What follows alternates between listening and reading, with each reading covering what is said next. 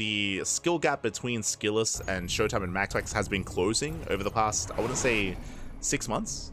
Like maybe a little bit more than 6 months, maybe over the past 8 months. Has been closing quite a bit. So it's been great to see the growth of one of our Protoss players here. But here we go, we're jumping into our fresh series, jumping into our fresh best of 3, and spawning in the bottom left-hand corner, we have the red Terran player. We have the red Terran representing the Platinum Heroes. It is Nicoract. And spawning in the top left-hand corner, we have the blue Protoss player representing Team Liquid. In top left-hand corner of Persephone, we have SKillous. And if you're in the chat, predictions are open. Place your bets on who you think will claim the series. Best of luck in the chat as we jump into our match. Here we go. There was a moment where he was top 3 Protoss overall, fought with Maxmax hero head-to-head. He's a bit of a slump. I would disagree with that. I think if your perception is that SKillous is in the slump, it sounds like you haven't been watching StarCraft. As I just mentioned, it was like a week ago, 2 weeks ago, where he defeated Maxmax and Showtime. If you've been watching SKillous in the OSC Season 12 Championship, that was in February. SKillous, he defeated Cure. He 2-1'd Cure. I think he 2-0'd Bjorn. And he 2-0'd... No, sorry, 2-0'd. Sorry, he 3-2'd Cure, went to the Ace match in the best of 5, and then I think he 3-0'd Bjorn, and then he 3-0'd Hero. So he beat Hero, Bjorn, and Cure. That was back in February. So what you're telling me, if you haven't seen these matches, and if you haven't seen SKillous beat these players, is you haven't been watching the Cranky Ducklings. What's going on? Oh my god. You haven't been watching StarCraft. Ay, ay, ay. But here we go. Are settling in. So far, we do have our setup. It is going to be a gate expand, standard opener here out of SKillous. Meanwhile, we do see Nicoract going for a Rax expand, economic opener, 1 gas in the main. We're settling in. Are going to be settling in.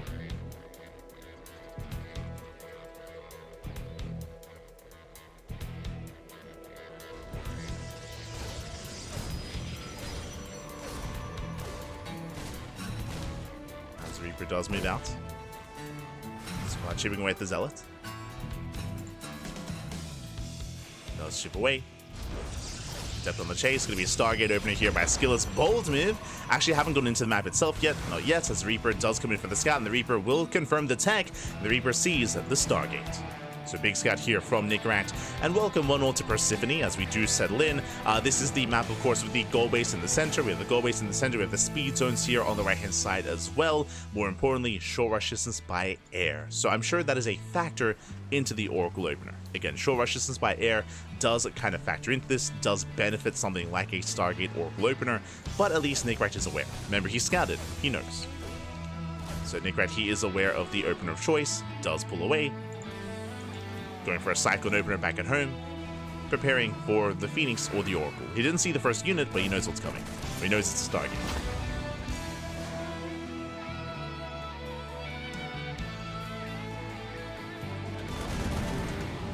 Here we go. So far, guessing SCV. SCV goes down, Oracle into the main base, more workers going to be falling. Alas, Nicoract, he's caught out of position, the Cyclone's already.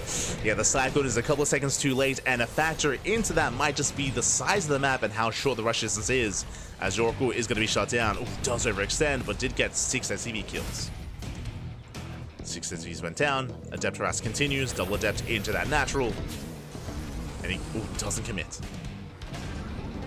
Doesn't quite commit. Phoenix is going to be amassing. Behind this, going for a transition out of Stargate into Twilight Council. Interesting. So, with this, it is only Oracle into a handful of Phoenixes. Did delay his Phoenix production a little bit there. Getting to, I would imagine, charge. So there should be a charge follow-up out of our Protoss.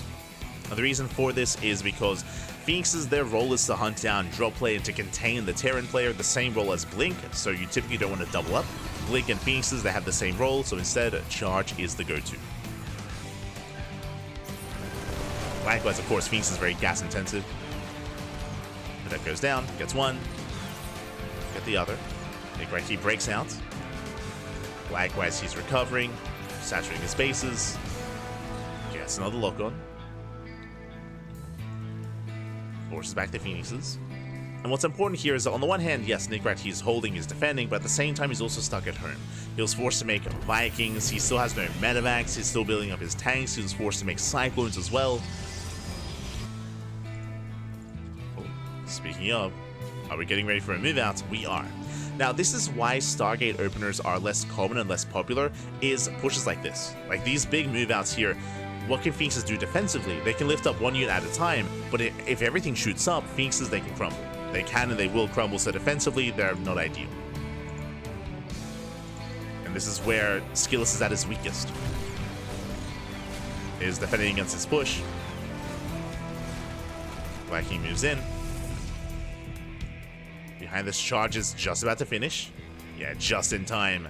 Charge is now done, and SKillous, he wants that fight. He wants that army. Nicoract, he realizes how vulnerable he is. He backs the hell off, he retreats, and pulls away. Despite that, we'll still lead out some Marines. And Marines are hunted down. Very nice catch here from SKillous. Chases down the bio. Likewise, Reapers into the natural. Zell's charging and forcing friendly fire, and he will go for the lift. Takes out the Cyclone, takes out the tank as well. More boys being pulled, and even if SKillous doesn't kill here and now, he's crippling the economy. Yeah, 14 SCV kills. A hit's all going down, and from here, SKillous, he will overwhelm. The final tank barely survives. Barely does hold, but that's how many? That's 23 SCVs. That's every single worker here in the mineral line. 23 workers going down, and what did SKillous lose? Only Zealot. The Phoenixes survived, a couple of Stalkers and Sentries survived as well. Yeah, it bleeds out 8 Zealots and 2 Phoenixes. And behind this, expands. So SKillous, he does take a lead. He cripples the economy, he does punish Nicoract for moving out. Did punish him for pushing. And now Nicoract, he's in a rough position here. Now, he does have a stim timing available. Stim is about to finish, combat shields as well. And because of all his losses, I can only really see a 2-base all-in working. I can see we pull the boys, what little we have left, we commit with everything we have. Even then, though, it's not going to be easy. The problem is charge. If this was earlier, if this was only against, you know, Phoenixes and vanilla Stalkers, that's a different story. But charge does complicate things. And because that Nicoract, he's stuck at home. There's a chance if these Widow Mines can pop off. Oh. If they connect, then maybe Nicoract can break out.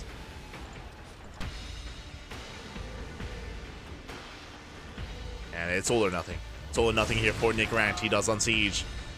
And we have to commit. He's gonna push. The rush distance by ground isn't just... Sorry, the rush distance by air isn't just, you know, the short rush distance, but by ground as well. Nicoract, he moves out. He does have a larger army supply, but he's pushing into Archons and Charge Lots. Yeah, the results are here. Mine shot's about to go up. Oh! Not quite. They won't borrow. Just holding on to those shots. Nicoract, he wants the best engagement available or possible. Does rotate. SKillous sneaking around. Does sneak past. Let's try to get past the army. More Zealots building up. SKillous doesn't get on top of that tank. Is Nicoract spreading himself too thin? Yeah, here we go. He comes in for the surround. Zealots take collapse on the tank. Tank does fall. Oof. Zealots are going to be going down, but there's still just so many more Zealots behind this. Again, SKillous is on a 3-base economy. He has plenty of charge lots. Takes down the tank, takes down the Widow Mines. And the longer this goes on, the worse it is for Nicoract. He's trying to build up back once. He's trying to build back up once again. But SKillous, he has map control. He takes his 4th, expanding away from Nicoract. Robo's on the way. Should be for eventually splash damage for Colossus. Oh. SKillous doesn't have to push in. There's nothing forcing SKillous to push into the natural. You just calm down. We just calm down, back off, take a breath, take a moment.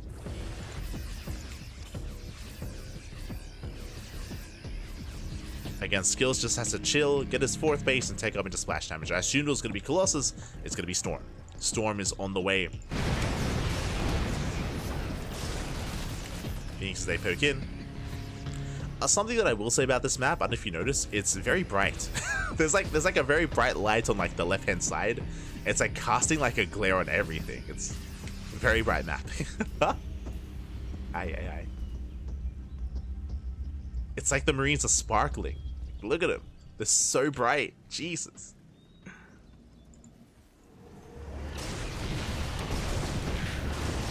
Same with the Phoenixes as well. But here we go. Nicoract, he does push.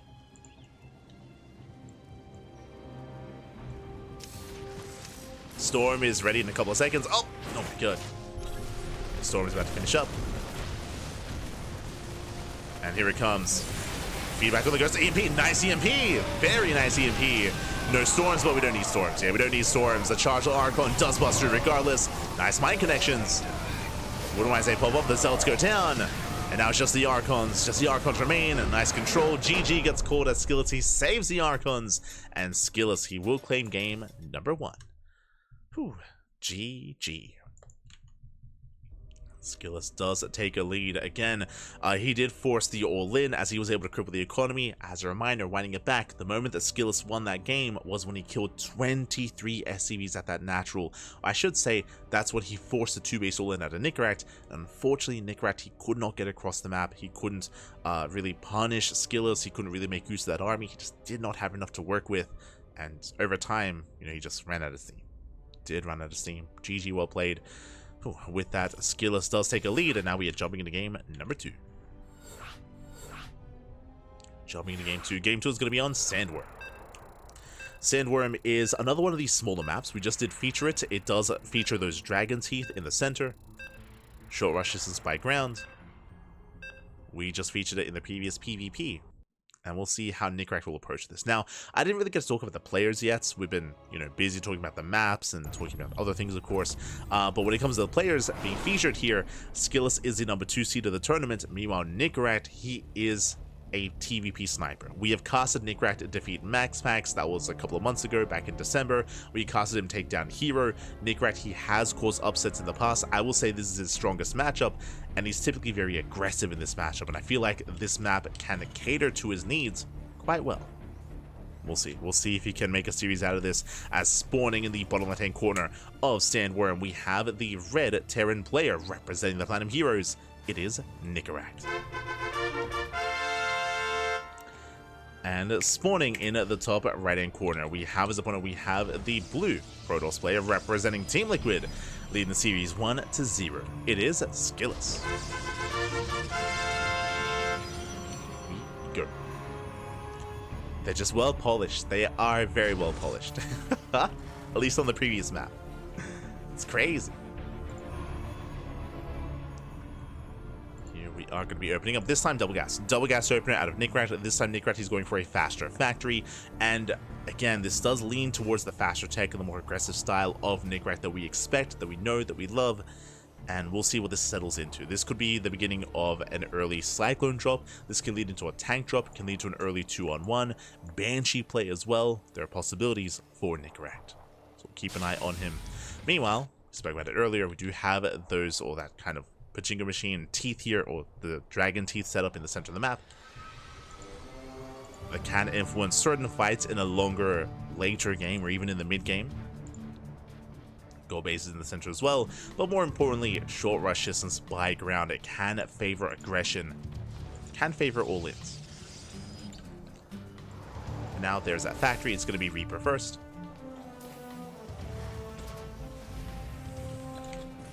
As the Reaper does move out, looking to get some scouting information. And we'll see if SKillous does open up Stargate again. I would say it was a risky maneuver to open up Stargate in the last game, but Charge finished up just in time for SKillous. He was able to defend. I don't expect another Stargate opener on Sandworm though. We'll see. Reaper dips in. Doesn't get too much information. As I just realized that is the only Reaper cliff into the main base, so it is fully walled off with 2 buildings. It's fully walled. The pylon's actually pretty safe as well, actually. Like, I'm thinking about like tank pushes and tank aggression. Reaper gets forced back. Behind this, 1-1-1. There's that tech lab, and it is going to be the early Cyclone. Now, this can be Cyclone into Medevac into a second Cyclone, or it can be Cyclone into tank into Medevac as well for an early tank drop. or we can even go for an add-on swap into something like Banshee play. So keep an eye on Nicoract. For now, it's just going to be the first Cyclone. Charge opener out of SKillous. Oh my god. Very aggressive. Hyper aggression here from SKillous going for charge. Meanwhile, no surprise, is getting ready for the drop. So Nicoract going to be opening up with that 1-1-1 into drop play. Nicoract is going to be the aggressor. Is going to try to be, but again, charge as an opener is insane. This looks like a 2-base all-in out of SKillous. How many gates? 3 so far. Getting up to 3 gateways. Sorry, getting up to 4. So 4 gate setup. I would not be surprised if he gets 2 more. If he goes up to 6 gates. Like, charge is not a common opener in this matchup whatsoever. It's usually Blink of some kind, Robo, or Stargate. But charge, that's crazy. Let's go. And we have confirmation, early tank. Yeah, tank Viking on the way. Medevac is waiting for the tank. It is going to be the tank drop. So it's going to be hyper aggression here from Nicoract, waiting for the tank, and he's going to be sending everything across the map. So Cyclone into tank drop. And I'll be honest, I feel like early charge is going to completely shut this down, depending on the Zealot count though. Here comes the push. Here comes the move out. Boost Nation does confirm. And we need those warp ins. Immortal production has begun. Second pylon, safety shield battery. Nicoract is going in for the kill.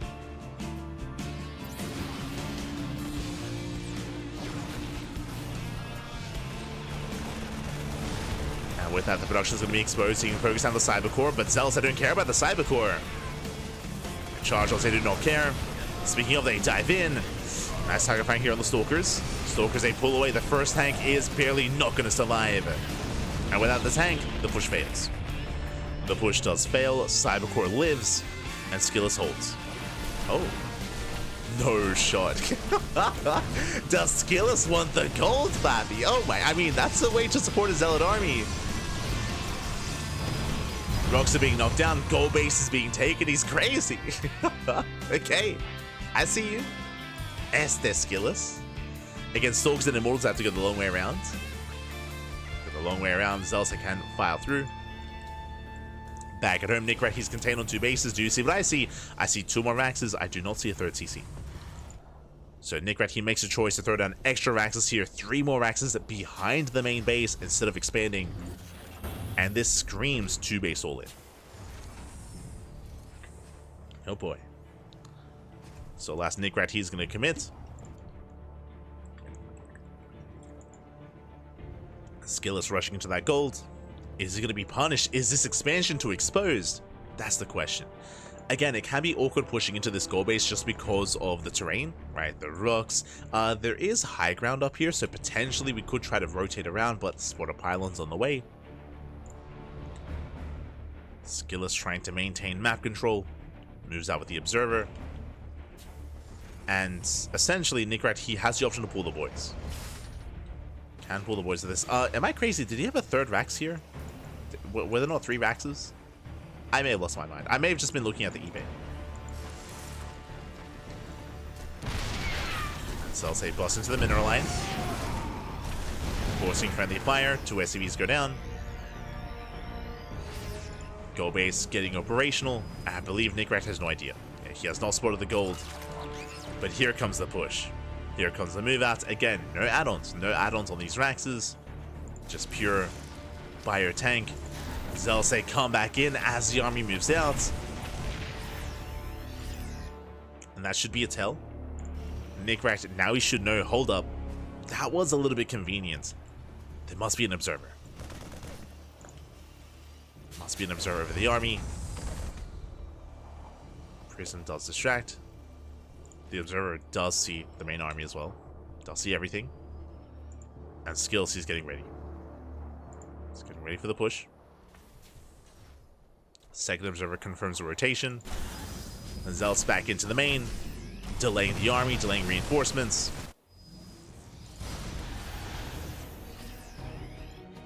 And Nicoract, he rotates around. He does get caught out though. Oh, that's not a lot of Zealots though. That's not enough. Charge, let's say, try to dive in, but there are just so many Marines. Again, as a reminder, Nicoract, he chose to throw down extra Raxes. He chose not to throw down the CC. He's hyper committed. Takes down the pylon. Zealots say bust back into the main. Oh, just being so annoying. And SKillous, he has to be careful. He has to take a more delicate approach to this. Take a delicate approach. The tanks are exposed. Yeah, speaking of, he wants that tank and he's going to get it. And tank goes down. Dives on the main army. And without that tank support, I mean, there aren't enough zealots though. If not enough zealots, Colossus goes down. Massive pickoff. And Nicoract, has he done it? Takes out the Stalker, takes out the Colossus. There's one Colossus left. Nicoract, he's so close to breaking SKillous. But the longer this goes on, the more warp-ins there are. Warp-ins are finishing.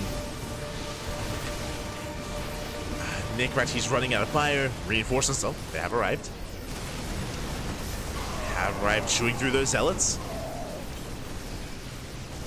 And he does dive in once again, takes out the Colossus. No, he doesn't get it. No, barely not.